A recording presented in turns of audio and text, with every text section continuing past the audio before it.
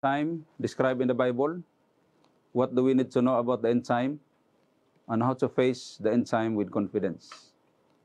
Mga kauturan, mga kabyanan, yari na kita sa katapusan nga gabi or katapusan nga episode naton sa sini nga series Countdown a Bible Prophecy Seminar online. Kag mayari kita importante, isa sa pinaka-importante nga topics nga topiko sa aton nga pagtuon. Kag antes kita magpadayon, akon kamo pangabayon sa isa ka pangamuyo. Amay nga langit nun, tagiya sa munhulam nga mga kabuhi. Yari na naman kami Ginoo, nagapasalamat sa tion nga imong ginhatag sa amon. Yari na kami sa katapusan nga episode sa sining Countdown Bible Prophecy Seminar online. Kabay pa o Dios nga ang mga naliligad nga mga topiko amon nga nahangpan kag amon nga ikinabuhi kag iyari kami sini nga katapusan nga topic kabay pa o Dios nga makumpleto namon ang mga mensahe nga imo gusto namon mahangpan sa sini nga semana kag kinapangamuyo namon ang balang espiritu magapakig-upod sa amon sini nga gabi.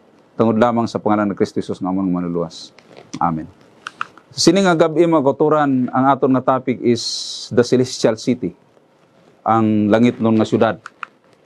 Kag nasulat sa unang Korinto 2 versikulo 9, nagasiling wala pagid sing may nakita na batian o kun nahuna-huna ang tao nga sarang maikumparar sa mga butang nga ginpreparar sang Dios sa mga tao nga nagahigugma sa iyo. Okay, so kamo bala mga kauturan na namian man magbakasyon, family vacation, special holiday, or perhaps a visit from someone you love. Labi na kung holiday, amo na ang kalabanan nga ginahimo naton mga kauturan kag mga kabyanan. So if so, you know how much fun it can be to think about such things. Pero may danger din sina mga kauturan kag mga kabyanan. The danger is a danger in dreaming about the fun we hope to have in the future. Okay, sometimes the reality cannot meet our expectations and we end up being disappointed. Mga kauturan, may ginahuna-huna kita, may gina-expect kita, pero in the end mga kauturan, we are disappointed ka. Wala na meet ang reality sa aton nga expectations. Sometimes nagsobrang aton nga expectations sa reality sa aton ginapaabot, aton ginakadtuan mga kauturan. Pero amo na ang mga butang nga ari diri sa kalibutan, pero may butang mga kauturan so wonderful coming that we cannot even begin to imagine it. Kaya ang Biblia nagasiling nga no one has seen nor heard what God has prepared for those who love Him. The reality mga kauturan is, it will be like has not even entered into our hearts. So meaning, inang ginpreparar sang Dios mga kauturan, hindi ma-meet sang aton nga expectations, ang ginapreparar sang Dios, ginaaman para sa aton. Wala pa nabatian, wala pa nakita ang butang nga ginpreparar sang Dios para sa aton mga kauturan kag mga kabyanan. Okay, kag ang Biblia naghatag sa aton sang detalye. Even though we can never fully imagine what heaven will be like. Pero ang Biblia naghatag sa aton sang detalye mga kauturan, enough to know it is something we don't want to miss. Okay, ang Biblia naghatag sang detalye nga kinahanglan hindi gid naton pag imis ining langit mga kauturan nga ginaman sang Dios para sa iya katawhan. Okay? So the first book of the Bible, ang Genesis mga kauturan, nagasugid sa aton kung paano sang Dios gintuga ang langit kag ang luta. Kag nagsugid man ini sa aton nga kung paano ang tawo nadula dito sa ilang ginistaran sa ilang nga puluyan sa Eden. Okay? Genesis 1:1 sa ginsuguran, gintugas ang Dios ang kalangitan kag ang kalangitan kag ang kalibutan. Kag ang katapusan nga libro sang Bible nga amo ang Revelation mga kauturan, nagpahayag sa aton, okay, it shows that the glories of Eden will one day be restored to our earth. Ibalik atong nadula nga Eden mga kauturan sa Genesis, ibalik pag-abot na sang tion ang ginhambal sa Revelation mga kauturan. Kag ang Dios nagpahayag sa sini sa kay Juan pinagi sa palananawon, kag ginsulat ini ni Juan mga kauturan, gaagod aton nga mabasa, kag siya nagasiling mga kauturan kag mga kabiyanan, pahayag 21 bersikulo 1 nagasiling, pagkatapos sadto nakita ako ang bag-o nga langit kag ang bag-o nga duta, tungod kay ang daan nga langit kag ang daan nga duta nadula, pati ang dagat nadula man. Okay? Kag 2 Peter 2:3 verse 7 mga kauturan nagasiling nga ang ining langit, mga langit kag duta nga aton ginaisaran subong madula. Okay, verse 7. Ari ang sa verse 7, paagi man sang pulong sang Dios ang langit kag ang duta nga ato nakita subong ginatigana nga sunugon. Ginatagana niya ini sa adlaw nga ang malaot nga mga tao pagahukman kag pagalaglagon. Kag sa bersikulo 10 mga kauturan nagasiling, mabalik gid ang Ginoo kag ina nga adlaw mag-abot pareho sang pag-abot sang makawat nga indi mo mahibaluan kun san-o. Mabatian dayon nga may mga nagaragurgrob kag madula ang langit, masunog ang duta kag ang tanan nga yara sa duta madula. Okay? Kag ang Isaias 13 bersikulo 9 mga kauturan nagasiling, pamati mag-aabot na ang adlaw sang Ginoo, ang adlaw sang kapintas kag puwerte nga kaakig, laglagon ang duta hasta nga indi na maistaran kag pati ang mga makasasala dira laglagon. Okay?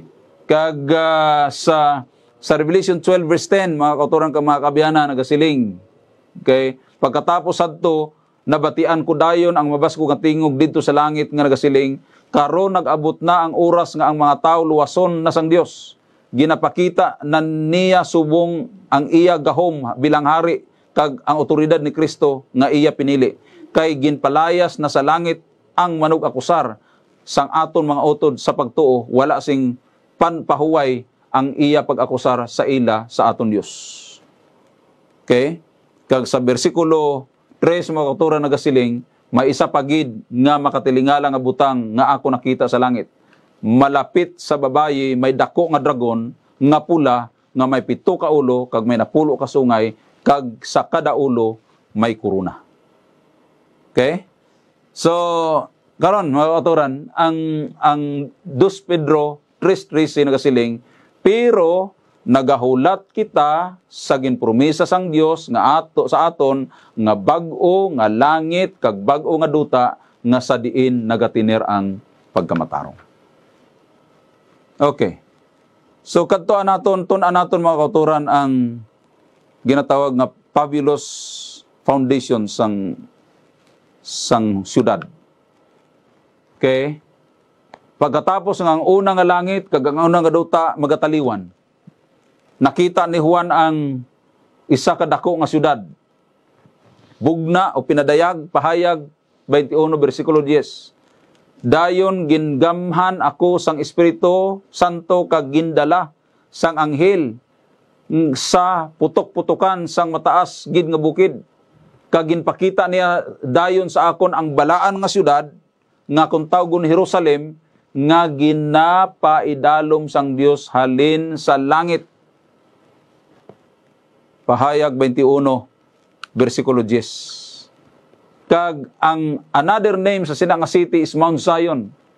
Kag suno pa sa Salmo 48 bersikulo 2 mga kauturan kasiling, ang ini nga Zion, ani nga siyudad matahom ang kataason sini kag nagahatag sang kalipay sa bug-os nga kalibutan. Ining balaan nga bukid sang Sion amo ang siyudad sang gamhanan nga hari.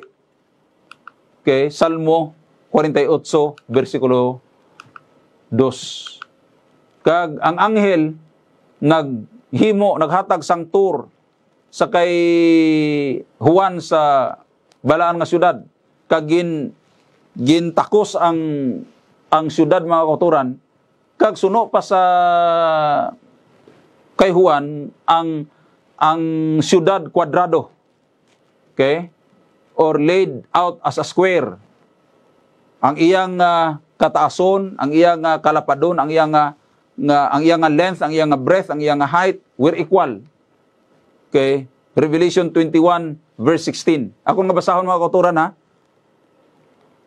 Revelation 21:16, kwadrado gid ang syudad, pariho ang iya kalabaon kag ang iya kasangkaron, gintakos sang anghel ang syudad kag ang kalabaon sini bali 2,400 ka kilometro, kag ang iya kasangkaron kag ang iya kataason pariho man sang iya kalabaon. 2,400 kilometers. Nag-mention dira mga kauturan, ang iya nga kataason, ang iya nga kasangkaron, ang iya nga kalabaon, pariho. Okay? Square, mga kauturan. Kwadrado.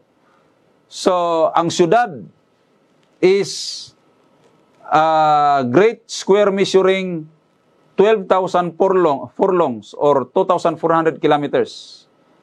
Gingamit nga words sang ibang nga translation, labi na guro sa King James Version, mga kauturan, is furlong. Okay? Or ano nga version nag-ausar sini, furlong, pero ang akon nga ginbasa bagulang nga translation is 2,400 kilometers mga kauturan kag mga kabiyanan. Ang isa ka furlong is ang one furlong is 1.8 mile, which means the city is 1,500 miles around, or 2,400 kilometers. So this makes it 600 kilometers on each side. Okay, 600 kilometers on each side. Kag suno pa sa pagtuon mga kauturan kag mga kabiyanan, suno pa sa pag-calculate, i-combine ang state of Virginia, Pennsylvania, New Jersey, Delaware, kag Kentucky, amuning nga mga state sa Amerika ang nag-comprise mga kauturan sang 600 kilometers isa ka side. Okay? So, ang anghel nagsukat man sang wall, and they were 144 cubits high. Okay? Ang isa ka cubit mga kauturan is 18 inches.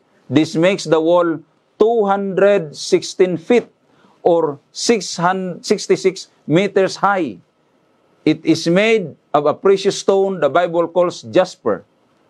Okay? This alone would be dazzling, but the walls have 12 foundations made of kinds of precious stones. Basahon ko mga kauturan na ang mga bersikulo 14, 19 kag 20. Ang pader sang syudad ginpatindog nga sa 12 nga kapundasyon nga ginsulatan sa mga ngalan sang 12 ka apostoles sang karnero. Okay, that is verse 14. Kag sa verse 17, gintakos man sang anghel ang pader, kag bali 64 ka metros ang iya kataason.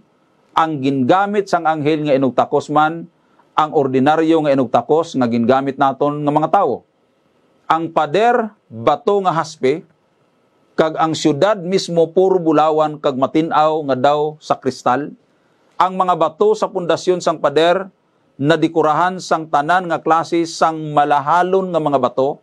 Ang primero nga pundasyon bato nga haspe, ang ikaduha sapiro, ang ikakatlo kalsidonia, ang ikaapat esmeralda, ang ikalima sardonica, ang ika-anom cornalina, ang ikapito krisolito, ang ikawalo berilo, ang ikasiyam topasyo, ang ikanapulo krisopraso, ang ika-11 jacinto, kag ang ika-12 amatista. Kag ang tagsa ka kolor sang rainbow, sang bangaw, balangaw, will be seen in those fabulous foundations. From a distance, the city will be look like it is resting on a rainbow. Okay? Amo na mga kauturan ang pag-describe sang Revelation sa New Jerusalem. the great city. Okay? Kato kita sa glorious gates. Tunan naton mga kauturan kag mga kabyanan. Ginisip ni John, may 12 ka mga gawang in the great high walls, 3 on each side. Each was made of one massive pearls. Okay? Versikulo, Revelation 21, verses 12, 13, and 21. Ako nabasahon mga kauturan kag mga kabyanan. Napalibutan ang syudad sang mataas kag mapag-on nga pader, nga may 12 ka puwertahan, kag sa kada puwertahan may isa ka anghel nga nagabantay. Nakasulat man didto ang sa mga puwertahan ang mga ngalan sang 12 ka tribo sang Israel. May 3 ka puwertahan sa kada kilid sang pader, 3 sa sidlangan, 3 sa aminhan, 3 sa bagatnan, kag 3 sa nakatundan. Ang 12 ka puwertahan perlas, kag ang kada puwertahan ginhimo halin sa isa ka dako nga perlas. Ang karsada sang syudad puro bulawan, kag matin-aw nga daw kristal. Kag sa sulod sang ganhaan, sang gates mga kauturan, suno pa sa verse 21, ang 12 ka puwertahan perlas, kag ang kada puwertahan ginhimo halin sa isa ka dako nga perlas. Ang karsada sa syudad, amo nang gusto ko i-point out, ang karsada sang syudad puro bulawan nga matin-aw nga daw kristal. Okay?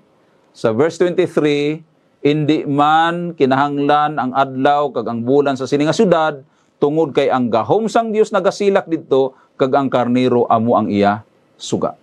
Jesus, the Lamb, is its light in this city, mga kauturan. The gates of the cities on this earth are meant to be shut in times of danger. Okay?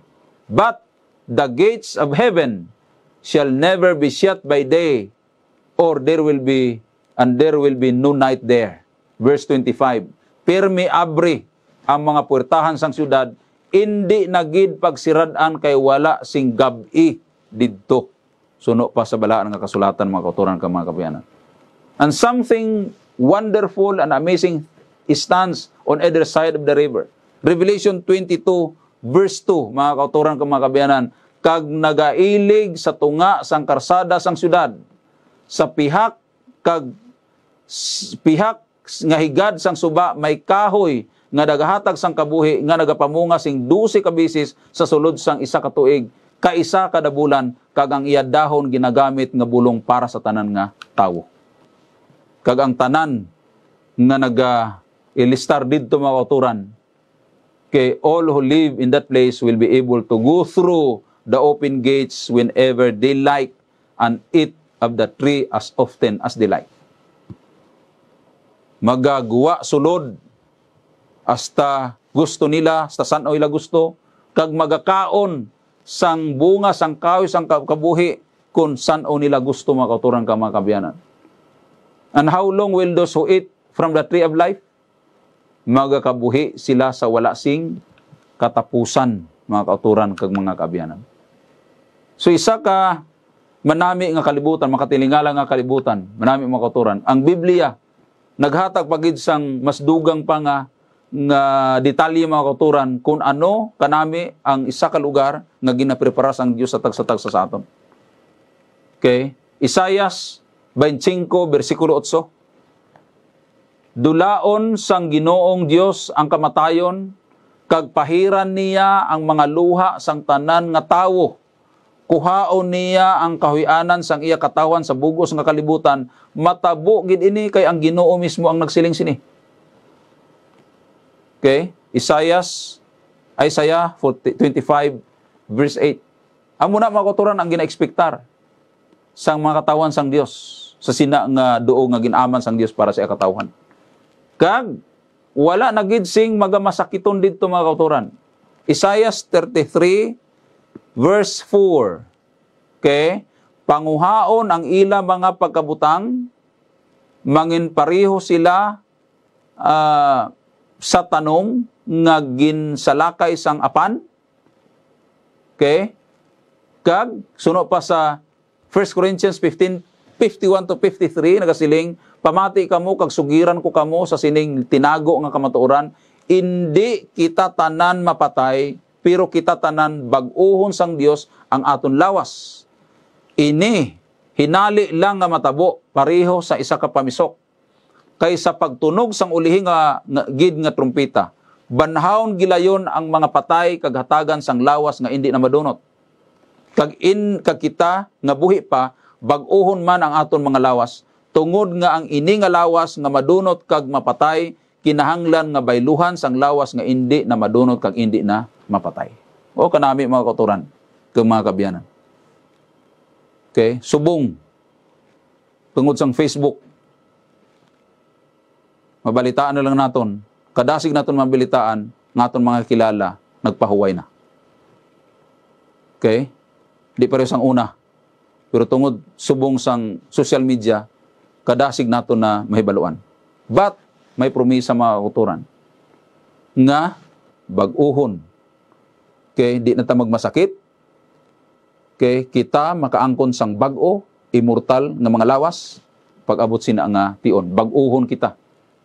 Ang lawas nga indi na madunot, maangko naton. Ang lawas nga indi na mapatay, maangko naton mga kauturan kag mga kabyanan. Okay? So, ang mga sapat dito, mga mabuot. So, pa diri sa Isaias 11 versikulo 6 mga kauturan, may kalinong sa iya nga paghari, magapuyo ang mabangis nga ido upod sa karniro, magaluko ang leopardo upod sa kanding, magaupod ang tinday nga baka kag ang bata sang leon, kag isa kagamay nga bata ang magaatipan sa ila. Wow! Kanami mga kauturan, didto, lugar, duog nga ginaman sang Dios para sa katawhan, mga kauturan, wala na sing mabangis nga mga sapat didto, puro na kalipay kalinong didto, mga kauturan kag mga kabyanan. Kay wala na sing magsakit, kag wala na sing magguba. Sa kabisan sino dito mga kauturan tungod kay the earth shall be full of knowledge of the Lord. Ang kalibutan mapun-an sang ihibalo parti sa Ginoo, subong nga ang dagat puno sang tubig. Amo na ang nasulat diri sa Isaias 11 bersikulo 9 mga kauturan. Kag there will be no violence of any kind. Wala na sing terorista, wala na sang krimen, wala na sang linog, wala na sang bagyo, or ano nga klase sang aksidente, wala na dito mga kauturan kag mga kabyanan. Isaias 60 bersikulo 18, wala na sing pagpamintas nga mabatian sa imo duta. Wala na sing mga kalaglagan nga mag-abot sa imo. Magapalibot sa imo ang kaluwasan nga daw sa mga pader. Kag magadayaw ang akon sa akon ang magasulod sa imo nga puwertahan. Nothing that destroy will be there. Revelation 21:27. Pero hindi makasulod dito ang bisan ano nga hindi matinlo sa panulok sang Dios. Ang bisan sino nga nagahimo sing makahuluya nga mga buhat. Kag ang mga butigon. Ang makasulod lang dito amo ang mga tao nga ang ilang ngalan nakasulat sa libro sang karniro nga listahan sang mga nakaangkon sang kabuhi nga wala sing katapusan. Okay? Instead, all will be pure and happy and wholesome. Okay? Sikaraya 8 versikulo 5, kag mapuno ang mga plaza sang mga kabataan nga nagahampang. Wow!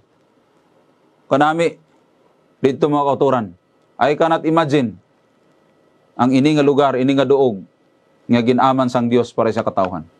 Mga kauturan kag mga kabyanan, isa ka personal nga invitasyon ang ginahimo sang Dios sa tagsa-tagsa sa aton.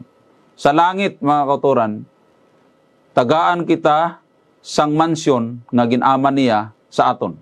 Juan 14:1-3. Okay, we will also have a home and gardens in the country. We will build homes, magatpatukod kita sang balay, magapuyo kita sa ila, magatanom kita dito, magakaon kita sang patubas sa aton mga tanom. Hindi diri mga kauturan para sa duta nga kita nagatanom lain ang nagapatubas. Dito kita ang nagatanom, kita ang magpatubas mga kauturan. We can each design and build our own house just as we want.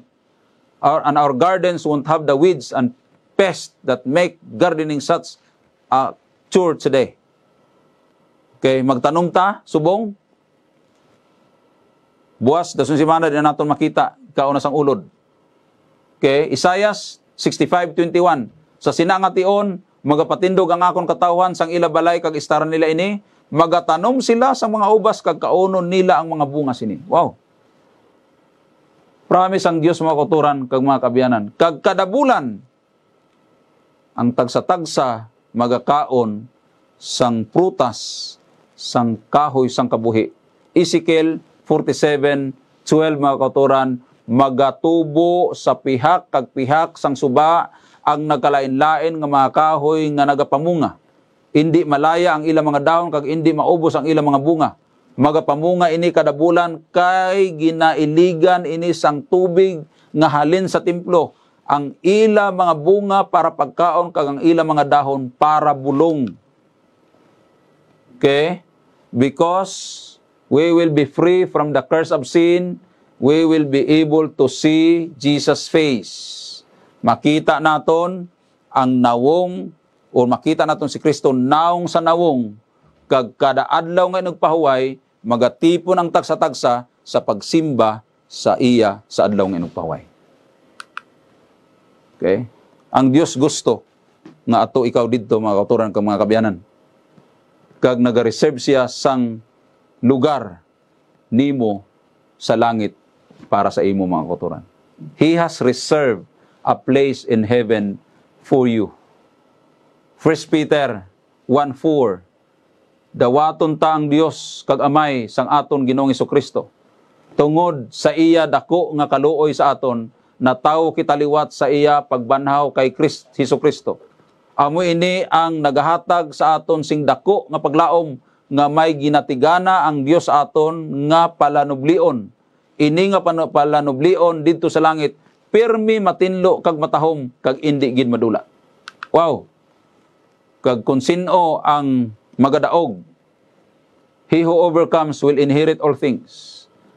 Okay? But God does not expect us to do this on our own. Instead, we can choose to be kept by the power of God through faith. Okay, 1 Peter 1:5, mga kauturan, kag paagi sa inyo pagtuo, ginatipigan kamo sang gahom sang Dios, samtang nagahulat kamo sang kaluwasan, nga ginapreparar sang nasang Dios, nga igapahayag sa ulihi nga mga inadlaw. Itugyan bala naton mga kauturan ng aton nga kabuhi sa kay Kristo. Kung aton ina ang himuon, suno pa sa Judas 1:24 nagasiling, ang Dios makasarang sa pagbantay sa inyo, agod kamo hindi mahulog sa sala, kag madala niya kamo nga wala sing kasawayan, kag malipayon gid sa iya presensya. Okay? He is able. Kung isurrender naton ang aton nga kabuhi sa kay Kristo, He is able to keep you from falling and to present you faultless before the presence of His glory with exceeding joy. Mga kauturan, kag mga kabyanan, you are invited. Imbitado ka, wala ka ginapilit, wala kita ginapilit, pero kita tanan imbitado. Depende kung batono naton ang invitasyon ni Kristo. Mga kauturan, kag mga kabyanan, suno pa sa Revelation 22:17, nagasiling ang Espiritu Santo kag ang babae nga kalaslon. Dali. Kag ang tanan nga nagapamati magasiling man, dali. Ang bisan sino nga ginauhaw kag gusto mag-inom, magpalapit kag magbaton sang tubig nga nagahatag sang kabuhi, ini wala sing bayan. Ang himuon lang naton mga kauturan is to come. Dali, come. Palapit kita mga kauturan. Kag ang pamangkot, sino ay han ang magpalapit, magbaton sang imbitasyon nga gin-extend sang Dios sa tagsasa sa aton. Magapalapit bala ikaw utod. batunon mo ayhan ang imbitasyon ni Kristo, magpalapit sa iya, kag batunon ang kaluwasan nga gin-offer niya sa imo. I hope positive ang imong sabat, magadesisyon ikaw pabor sa kay Kristo. Magapangamuyo kita mga kauturan, mga kabiyanan. Amay nga langit nun, kami nagpasalamat sa bugos nga simana nga kami nakahimo sang sini nga pagtuon. Kabay pa o Dios nga mga pulong amo natun-an magapabilin sa among tagstag sa mga tagipusoon kag panghuna-una. Ma-apply namon sa among tagstag sa mga kabuhi. Maaman ang among mga kabuhi sa kaduha nga pagbalik ni Kristo. Magapakigupod sa iya sa wala sing katapusan. Tanan kami wala sing madula. Padayon mag-alagad sa imo hasta gid sa imo kaduha nga pag-abot. Sa pangalan ni Kristo Jesus nga amon manluluwas. Amen.